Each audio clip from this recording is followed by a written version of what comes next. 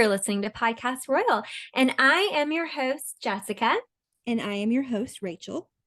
And we are back after a week off for another round of royal news and updates. So before we jump in, Rachel, I think you have a few listener emails to share with us. Yes, I do. And by the way, I like to keep a timestamp on where I am because I'm all over the place this summer. So I am coming to you live from New Orleans right now, which is obviously the best food, best culture. And so we've had Birmingham, we've had Memphis, we've had Nashville, we've had New Orleans. And next week, I'll be in a different place. So y'all just cannot keep up with me. I have to ask, have you had a beignet?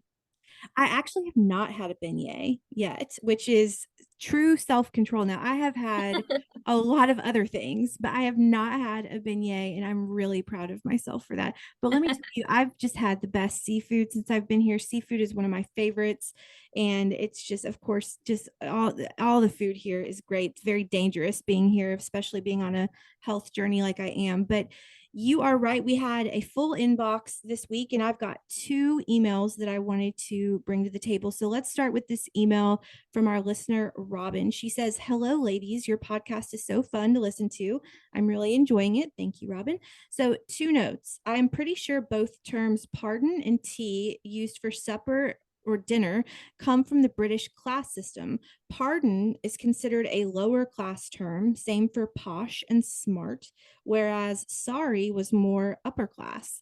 Tea came to mean dinner when the lower working classes had a late afternoon or early evening meal after a long working day.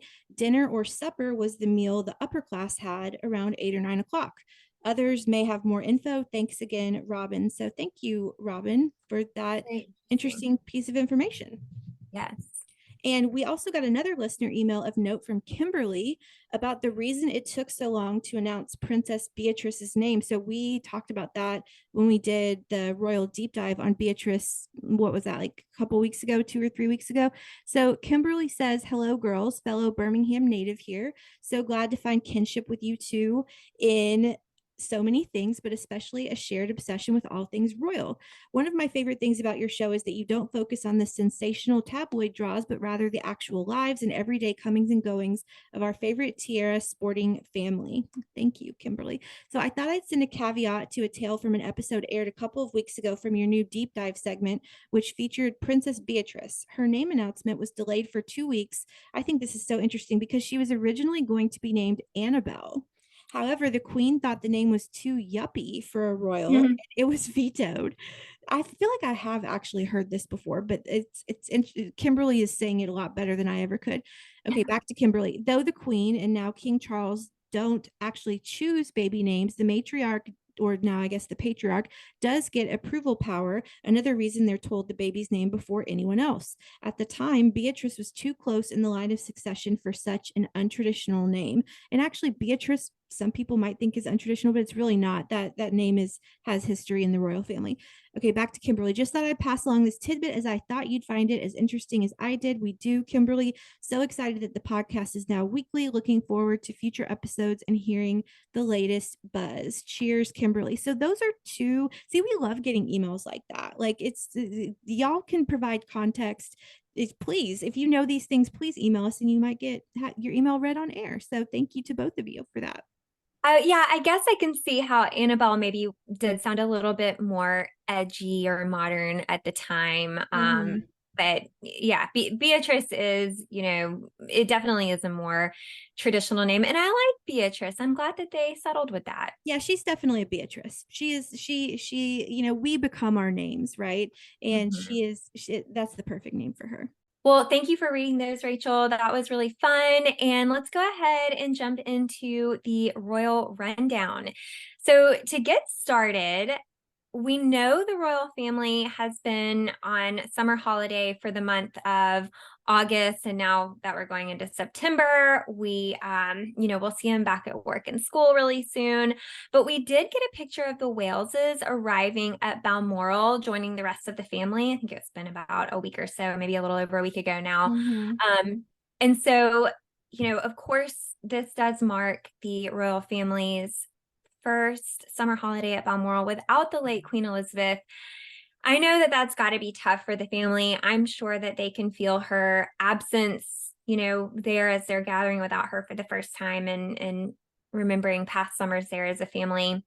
But we did get that picture of the Waleses, and we also know other family members were there in attendance because several days ahead of William and Kate's arrival, we saw the York sisters arriving at Balmoral. And it was reported that Beatrice was there with Edo and their children, Wolfie and Sienna. And Princess Eugenie was seen with her children, August and Ernest. However, her husband, Jack, was not reported to be accompanying them. So we're not really sure where he was. It's possible he was back in Portugal for work and maybe Mm. was joining later or couldn't be there for some reason. But it was also shared that the Duchess of York, Sarah Ferguson, was at Balmoral with the rest of the York family, including Prince Andrew. But Fergie's returned back to normal life. This is a rhetorical question. Are Andrew and Fergie together? They live together. They speak of, I mean, Andrew doesn't speak in the press anymore, but Fergie speaks so fondly of him. I mean, again, rhetorical question. Nobody really knows, but if they're not together, then they are the friendliest exes I have ever heard of. Anyway, we know this to be true that Fergie is back to quote unquote normal life, as she put it, because she mentioned she was just back from a week in Scotland on her podcast, which again we'll plug Tea Talks with the Duchess and Sarah. They just wrapped up their first season. Already can't wait for the second season. And we got a paparazzi photo of Prince Andrew as well. Puts a lot of value on their family unit. Mm-hmm. Um, and I think that's really what seems to be her top priority is keeping that intact. And so I feel like for that reason, I guess the health of her relationships as she's gotten older in life have probably become more and more important to her. Yeah. So I don't know. I just feel like she puts a lot of value on them being together as a family. But you're right about the paparazzi photo. So on Sunday, the family attended church at Crathie Kirk, and William was photographed driving with Catherine in the back seat and Prince Andrew sitting up front in the passenger seat. And there's been a lot of speculation about what this means regarding his relationship with the family. And, if they're all on good terms, you mentioned, him and Fergie together. Now people are wondering about other members of the family. So I'm wondering what you think about that photo, Rachel.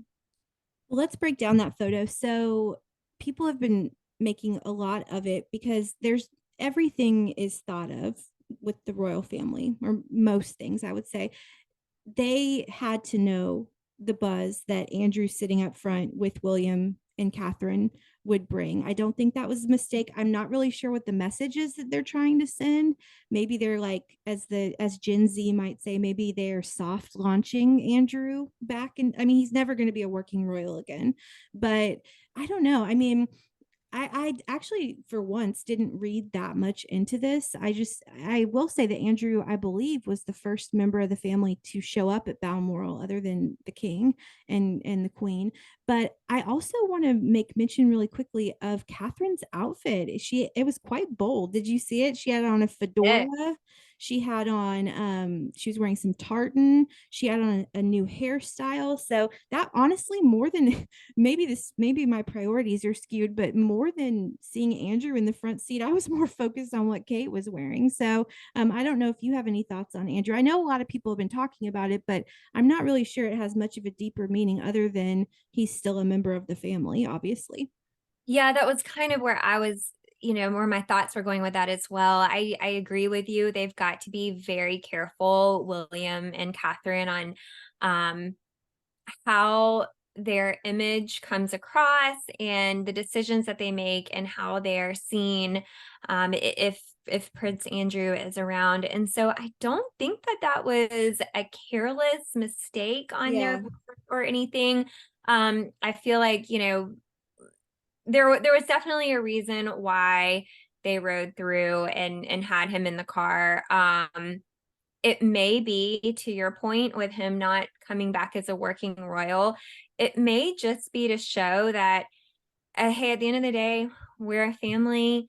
We're spending time here going to church as a family, and we carpooled over here. And so sometimes you're going to see him around us at these types of events, Mm-hmm. and maybe that was the extent of the message, Yeah. that's the capacity that we'll see him in.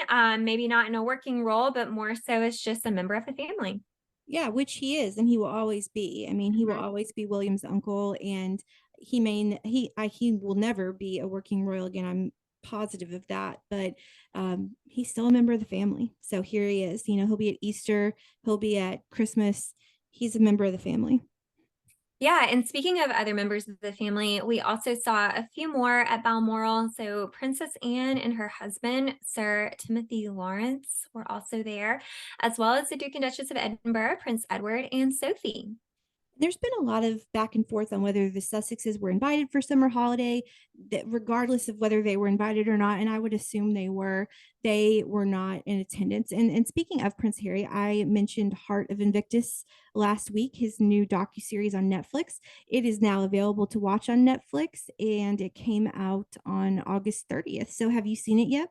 I have not seen it yet. And actually, I probably should have watched it this weekend because I didn't have too much going on. And I was actually texting you, telling you I was watching Gilmore Girls for the 100th time. Yeah. And I saw a few other Hallmark movies. And I will say, I have also, speaking of the Sussexes, I still have yet to watch Suits, and that is on my watch list. Mm. I know that it's blowing up right now. Everybody's seen it. But Mhm. no, I haven't had a chance to watch Heart of Invictus. Have you? Well, first of all, I've never seen an episode of Gilmore Girls, which is strange because that Yeah. seems like a show it seems like a show I would love. I've also this is also strange, never seen an episode of Suits. So maybe that needs you're right, Suits is blowing up. So I maybe that needs to be my next Netflix binge. I to answer your question about Heart of Invictus, I am on episode 3. So Heart of Invictus is not, at least for me, not the type of docuseries that one can just binge. It's quite heavy. I mean, it's about those that have been hurt in war, and it's about PTSD, and it's a lot to take in, and you really have to be in a good emotional space to watch it. I want to say here though that Prince Harry and Archewell Productions and the whole team, the whole Invictus crew should be immensely proud of themselves. This docu series is beautiful. It's sharing stories that should be shared. It is fantastic. And it is a heavy watch. It really is. It's a lot. And that's why, I mean, I made it through 2.5 episodes, and then I went off and watched The Ultimatum on Netflix, which is also new season. So I'm like, it's two very different worlds going back and forth between those two shows. But I will finish it in the next couple of days. It's so moving.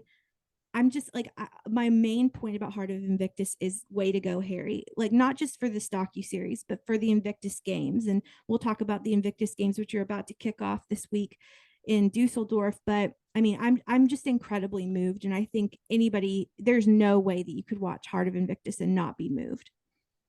Yeah, yeah, I'll definitely be watching that very soon as well, and we can chat about that a little bit more once we finished it.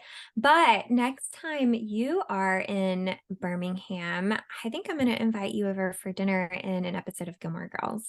That's fair. And then I'm going to get addicted to it because I know that's the type of show that like I would like, isn't it about a mother and a daughter? Like I'm super Mhm. close to my mom, so Yeah. I will love that show. But yes, I will take you up on that for sure. Well, speaking of Invictus, we mentioned last time that Prince Harry was due to stop over in the UK on his way home from Invictus Games.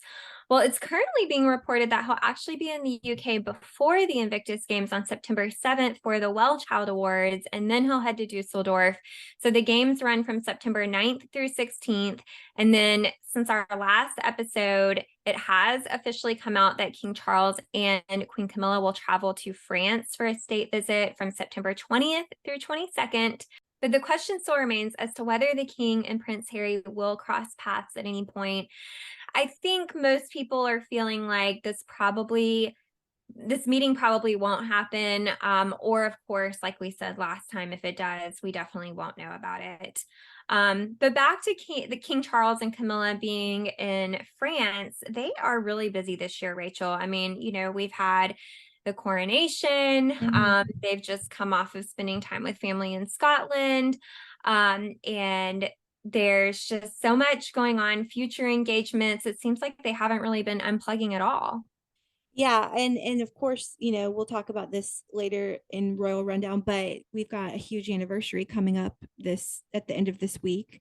That is obviously very emotional for the king and all members of the family. I want to throw this in here too. Everything is getting really busy, so I'm actually really glad that we're back to weekly episodes. But George, Charlotte, and Louis start back to school today, the 6th, when this episode comes out. So everything is just kind of coalescing and everything is happening right now. But as you were saying, the king hasn't just been relaxing the whole time he was at Balmoral. He did a little work while there too. I'm sure more than a little bit of work, but he and the queen attended a ceremony where he presented the royal guard with a new color known as the Balletier color. I hope I'm saying that correctly, which is an official flag used by the royal guard stationed at Balmoral while the king is in residence. Yeah, and I thought it was really interesting that this ceremony was first started by Queen Victoria. Yes, and it is a long-standing tradition. It began in 1880, and the new colors will replace those presented to the Royal Guard by the late Queen Elizabeth. And the ceremony marks King Charles' reign as the new monarch. We're still almost a year in, still having those firsts. So it seems to be we're at the last of the firsts, but yeah. Well, I thought the photos from this event were great. And one thing I've noticed is that Camilla is always in some shade of green or some tartan print. She's always got like a feather or something that she's wearing whenever they're doing any engagement related to Scotland. Have you noticed that? I have. She's mastered the art of diplomatic dressing. And look, I'm just grateful for a break from the blue. Bring on the tartan, bring on the green. Just no Okay, blue well, for a minute. Kate's really good about that as well, we know. Yeah, because Kate was in tartan and she had, I believe her fedora had a feather in it as well. So Mhm. Speaking of everybody being working and staying busy, Charles is not the only one doing ceremonies and engagements. So the Queen actually headed back to London last week to attend an event associated with the Poetry Together initiative, which was launched by Giles Brandith. And the event included a poetry recital, an afternoon tea, and I love this. She brought a cake. So this isn't the first time she's attended this event. She's a huge supporter of literacy. She started her own reading room book club, which we've talked about before. And that I think really highlighted her love of written art.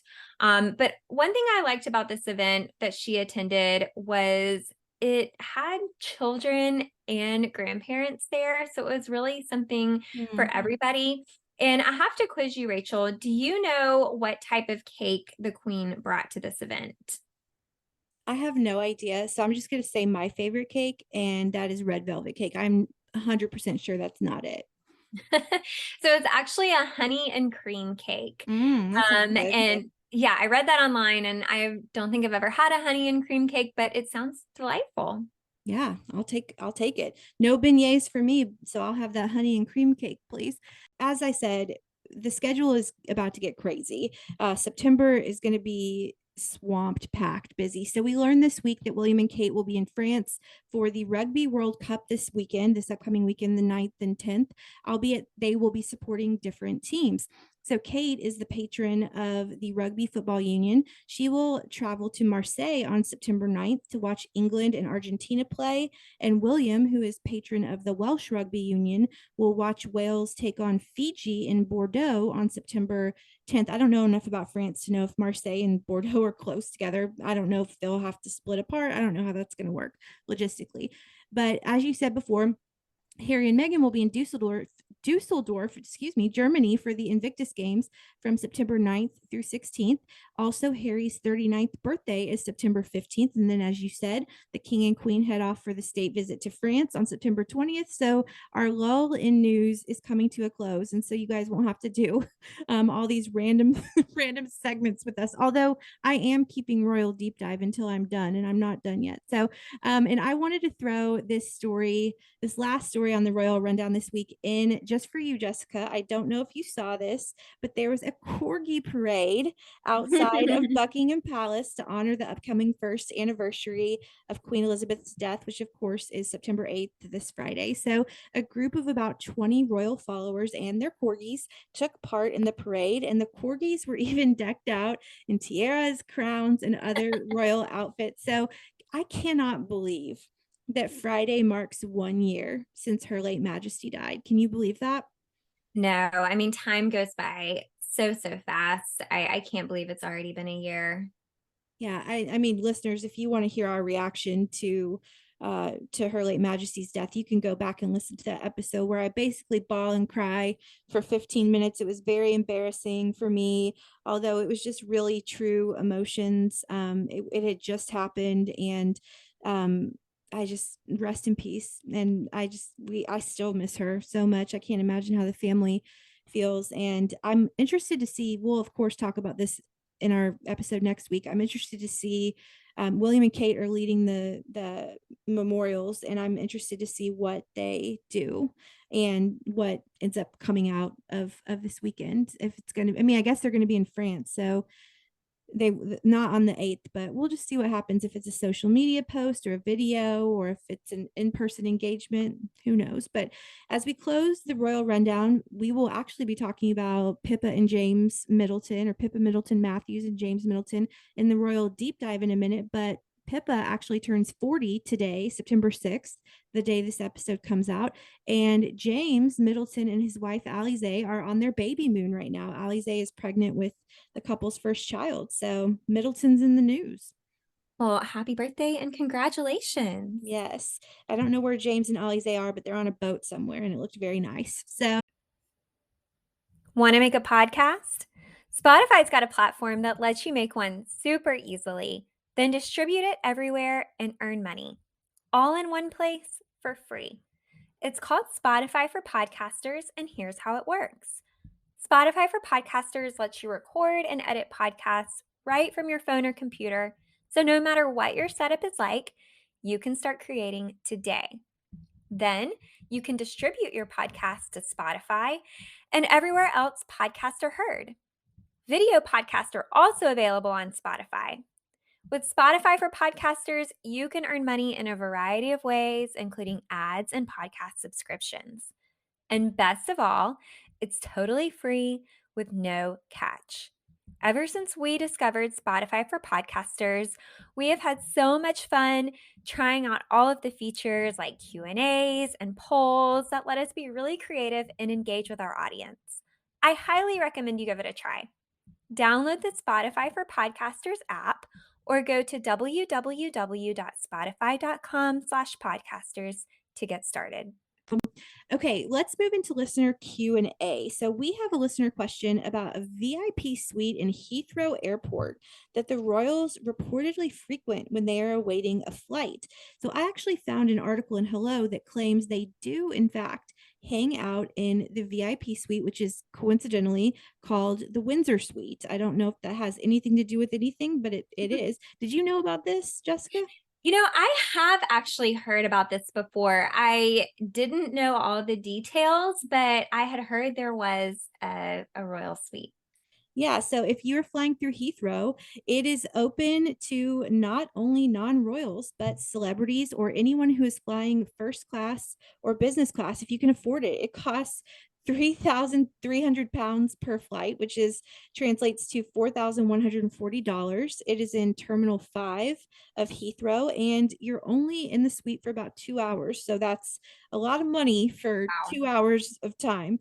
And this is designed for people like William and Kate, for example, who can't just hang out at the gate like the rest of us. Obviously, if William and Kate were just at gate C17 or whatever, that would cause a melee.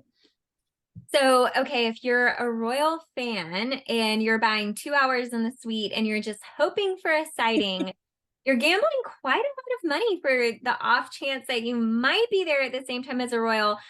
So I'm hoping if there's anybody out there willing to spend that money on a chance to see them, they at least get a luxury experience for an airport anyway. Well, look, you might be, if you are in London, you might chance it and go on Saturday because we just said that they're William and Kate are heading to France. So maybe you'll get lucky. That seems like a really stupid waste of money. Just saying, if you want somewhere else to give your $4,000, I have some ideas. But not in again, it's a luxury experience that's not just a luxury experience for an airport. I mean, when I think airports, I don't necessarily think luxury, but this really is luxury. So guests in the Windsor Suite are treated to chauffeur service, Michelin star menus, and this is my favorite part of the experience, unlimited champagne. So the food is prepared by Michelin starred chef Jason Atherton. It is served to guests via a personal butler. So here's a sample of the menu. It is described as featuring light snacks to main courses like light and seasonal British produce, barbecue pulled chicken with celeriac. I hope I'm saying that right. I can't even say it, let alone have I ever had it. Slaw spiced sea bream with warm chickpea and samphire salad, confit tomatoes. I don't know what any of this means. Charred aubergine puree and saffron aioli, steamed sea bass with bergamot marmalade and pickled fennel. I don't know what I like food a lot, and I don't know what any of that means. So obviously not the pepperoni pizza combos and Coca-Cola that I pick up at the grab and go when I fly. And the desserts in the Windsor Suite are decadent too. Pastries filled with pistachio and drizzled in honey, chocolate fondue served with marshmallows. That sounds really good. Shortbread and fresh strawberries. So, like I said, the Windsor Suite is open to anyone who can afford it. So, if that's you, enjoy it. And maybe you'll get lucky and be flying at the same time as William and Kate or another celebrity coming through Heathrow.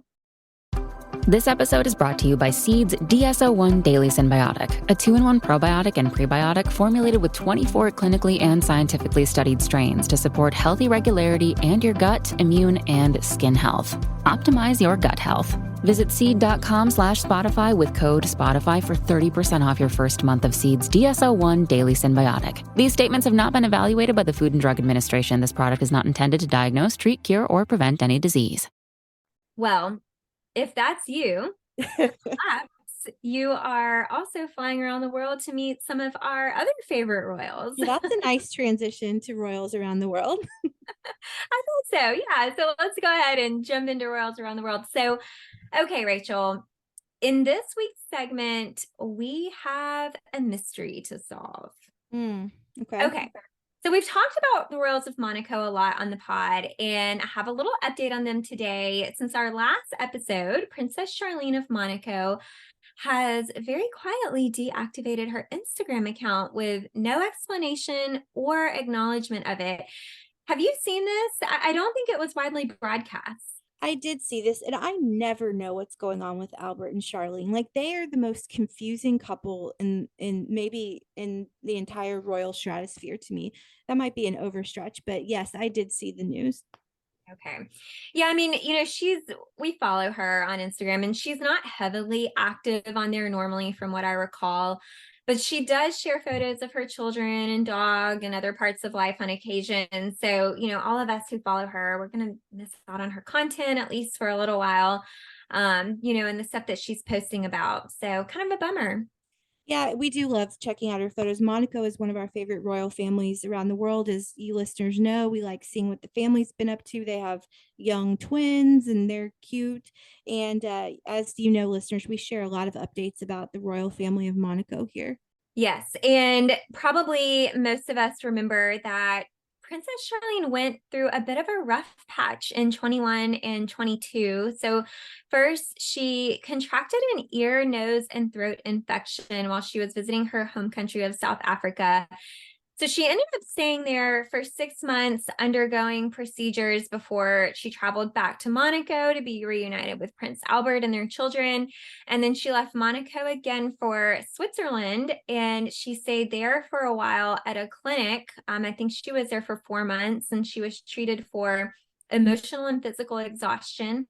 If that wasn't enough, in March of this year, the palace had to release a statement in response to rumors that her and Prince Albert's marriage was in trouble and that they were going through a separation. All of that was sparked by an article published in a French media outlet.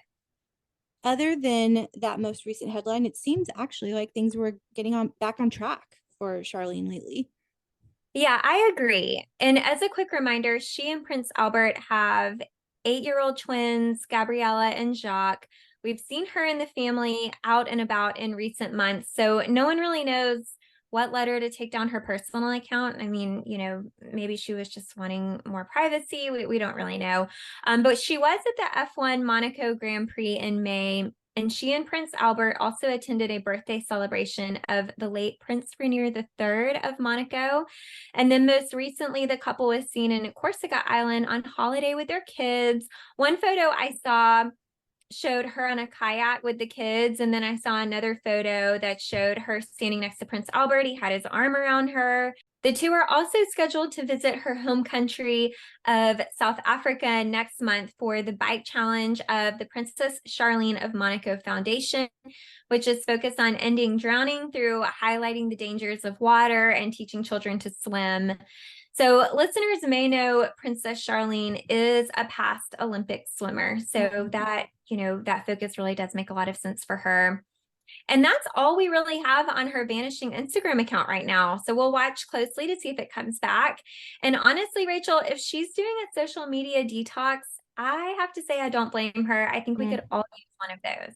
Yeah, I'm in the middle of one right now myself. So we all need to reset every once in a while. So, on behalf of all of us, we hope to see you back soon, Princess Charlene, or not, whatever is better for your mental health. Absolutely. And I also want to wish a happy 50th birthday to Crown Prince Haakon and Crown Princess Mette Marit of Norway. So I think this was a really cool story, Rachel. The couple held a joint birthday celebration last week or 2 weeks ago now at the Royal Palace in Oslo.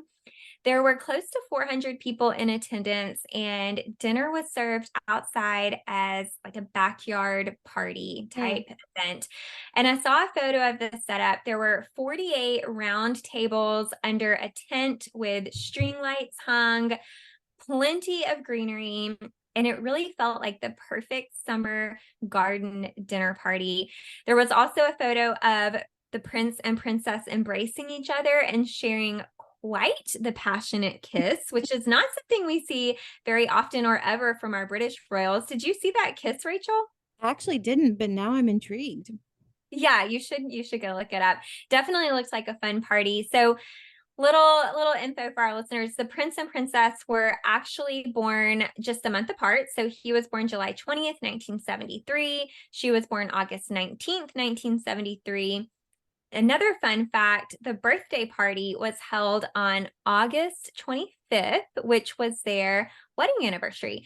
So they were married in 2001.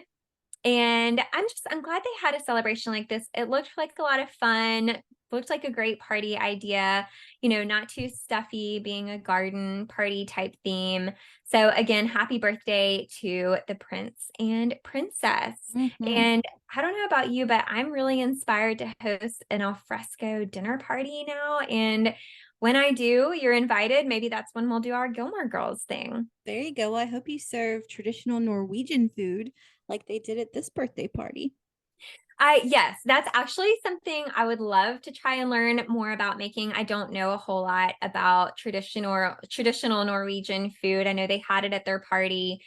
And I feel like as much as we talk about food on here, at some point we're just gonna morph into like a royal food podcast. We just gush over for the food. Yeah, we might need to in the future create a segment about food, of which you're much more qualified to do than me, but we do love our royally inspired food around here. Well, that was a good royals around the world and royal rundown before it. So I think let's move into our last segment, which is the royal deep dive. I think this is our third or fourth iteration. We're going to run out of people eventually, but for our royal deep dive today, we're going to focus on some royally adjacent people that we talk about sometimes on the show, but don't really necessarily know a ton about. And this is actually, once again, a happy accident. I did the research for this segment without even realizing that this episode would come out on Pippa's 40th birthday. That is totally a happy accident. Or I also didn't realize that James Middleton would be on his baby moon. He actually does not consult me about these things, which just doesn't make any sense. So I'm going to start, as far as royally adjacent people go, with Kate's two Middleton siblings, Pippa and James. So Philippa Charlotte Middleton Matthews, which that's a deep dive fact right there, that her middle name is Charlotte, which of course is her niece's name as well. So again, I can't speak. Philippa Charlotte Middleton Matthews was born on September 6th, 1983. That makes her less than 2 years younger than her older sister Kate. I actually don't think I realized or maybe remembered that her full name was Philippa either. And I also, like you said, I love that her middle name is Charlotte. And I have to believe that that played a factor into Catherine choosing that name for her daughter. Yeah, that, and probably Charles as well, being Yes. the grandfather. But Pippa graduated from the University of Edinburgh. She has a degree in English literature, and she actually worked in public relations and event management before she joined Party Pieces, which of course what is or was the Middleton family business. So Pippa became known worldwide in 2011 for wearing a, how shall we say this, very well fitted bridesmaid's dress at her sister's wedding on April 29th, 2011. And since then, she has written for the likes of Vanity Fair, the Sunday Telegraph. She's also the author of a book called Celebrate. I've read this book. Speaking of royals and food, there's tons of recipes in this book, but the book is Celebrate, and it is about party planning. Okay. I really want to read this book now because I feel like I would love it. I actually feel like you would too. It's a coffee table book. It's probably, well, it's been out for like 10 years, so it's probably not as expensive as it would have been when it came out. But yeah, if you're a royal fan, which of course you are, otherwise why would you be listening to this? Then I think that would be a great addition for any coffee table.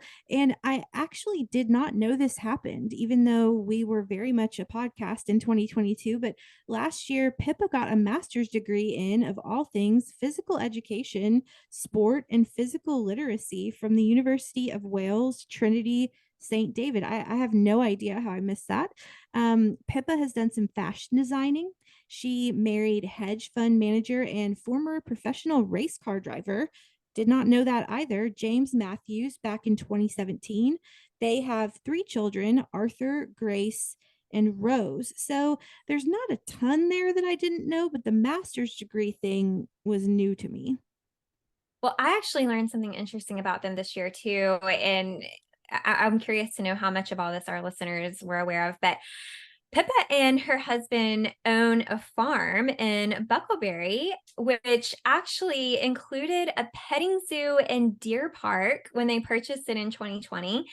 So they did face a few challenges regarding permits to this when they purchased it. I think they wanted to develop some attractions on the land. They ended up sorting it out, and they're working to develop it to be like a family friendly place for the public to come and visit.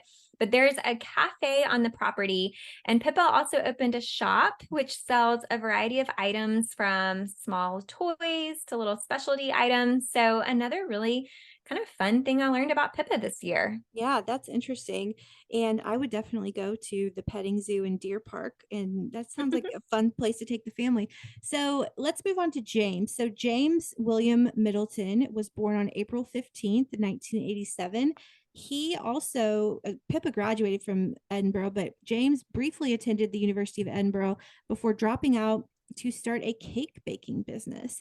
So he has been open about battling depression and ADHD. He is just about the biggest dog aficionado alive, other than you, Jessica.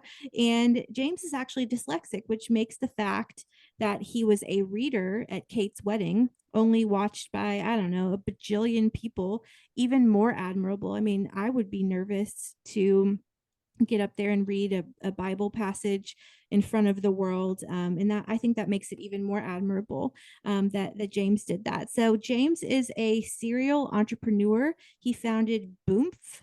That's BOOMF in 2013. So Boomf is a company that this is very, very granular and interesting, that makes personalized marshmallows and greeting cards, and like party pieces, we've reported on the show that this company has fallen into some hard times. And as Jessica taught me on a recent episode, in May 2020, James launched Ella & Co., which is a mail order dog food company that offers freeze dried, raw, organic dog food. So, as we mentioned a little bit earlier in the show, James is married, unfortunately for the rest of us. He married French financial analyst Alize Thivenet, which I never have been able to pronounce her name correctly. In 2021, they are expecting their first child, and as we speak, on their baby moon. So, Alize, in case listeners you forgot, actually wore Carol Middleton's wedding dress when they got married, which is like the sweetest mother-in-law, daughter-in-law moment ever. Mm-hmm. And I also want to mention, is in terms of royally adjacent people, I want to mention the Spencer sisters here. I think the three Spencer sisters are so cool. And if we're not familiar with them, we have talked about them on the show, albeit briefly, but I'm going to focus on Kitty Spencer, who is the oldest of the Spencer sisters. Although I also love Eliza and Amelia too. They are twins. So Diana's brother, Earl Charles Spencer, I did not realize this. He has 7 children across Wow. 3 marriages. The eldest, Kitty, born in 1990, and the youngest, born in 2012. So that's like, I can't do math very well. That's like 22 years difference between the oldest and the youngest. But for today's purposes, and from his first marriage, he has 4, Kitty, Eliza, Amelia, and then he has a son as well. But for today's purposes, we're going to focus on the eldest 3 Spencer sisters, specifically Kitty. That's Lady Kitty Eleanor Spencer. She was born on December 28th, 1990. And then the twins, Lady Eliza Victoria Spencer and Lady Katia Amelia Spencer, who goes by Amelia, who are twins, as I've said, and born on July 10th, 1992. All 3 of these girls are absolutely stunningly beautiful. They all model in some capacity. They are just stunning. And I just think that they are like the next it girls. They're not even the next it girls. They are the it girls. So, of course, Princess Diana was their aunt. They are from Charles's first marriage to Victoria Lockwood. Charles and Victoria divorced on December 3rd, 1997, which, of course, was right on the heels of Diana's death. Diana died on August 31st of that year. So in 1995, the family moved to Cape Town, South Africa to avoid media attention, which is sad that they had to do that. And I want to talk about Kitty Spencer. She, as I said a minute ago, is a model. She is the face of the jewelry brand Bulgari and the fashion house Dolce & Gabbana, which was evidenced at her 2021 wedding to Michael Lewis. She wore 5, count them, 1, 2, 3, 4, 5 custom dresses in total by Dolce & Gabbana. So, by the way, when Kitty was only a year old, she appeared on the cover of Harper's Bazaar UK alongside her mother. Kitty was a debutante in Paris, and she studied psychology, politics, and English literature at the University of Cape Town. She later studied art history and Italian in Florence, Italy, before completing a master's degree in luxury brand management from the European Business School London at Regent's University, London. So when she was 29, she married 61-year-old Michael Lewis. I know that made a lot of headlines when they got married back in 2021. He is a South African / British multimillionaire businessman, and they married in Rome on July 24th, 2021. Their wedding lasted 3 days, and I just like wish that we could have a Kitty Spencer. I mean, I hope that she never gets divorced, obviously, but I wish that we could have like a Kitty Spencer wedding like every year, because it was such an event. And it was a 3-day event. Kitty has 3 adult stepchildren from her husband's prior marriage, and I don't think they have any children of their own yet. And it's really none of my business as to whether they're going to. So Eliza and Amelia are up and comers. I think we covered Amelia's wedding to Greg Mallet earlier this year. I know we talked about that on the show, and I just love the Spencer sisters. I think they're endlessly cool. The twins made their Cannes Film Festival debut last year, and I could look at Kitty's wedding and all 5 of her dresses forever. And of course, we will continue to follow all 5 of these royally adjacent people, who are all very fascinating to me. So that was very brief, but I think that our royally adjacent friends are worthy of discussion as well. Yeah, definitely. And I agree. They are cool girls. I love the fashion. I love following along with what they've got going on. And I remember the wedding, and I think some of those photos of those dresses, I feel like they went viral Oh online. yeah. It was all over Instagram. Really, really beautiful. We should put Kitty's 5 wedding dresses on our Instagram because they're just absolutely Yeah, stunning. I'm trying to remember if we shared. I feel like we might I have feel like shared we at did. least one, but we could definitely go back and put some more out there. Yeah, they're amazing. Well, that's all we've got for episode 104. And come hang out with us on Instagram at Podcast Royal. Jessica kills it with that. I'm on a social media detox, so sometimes I see it, but again, go back to 2021 and look at Kitty's wedding dresses. Beautiful stuff. If you have questions or thoughts to share, you can always DM us on Instagram or send us an email. As you saw at the top of the show, we do read these emails and you might even end up on the air. So send us an email at hellopodcastroyal@gmail.com. And that's it for us. Thank you so much for tuning into episode 104 of Podcast Royal. Bye.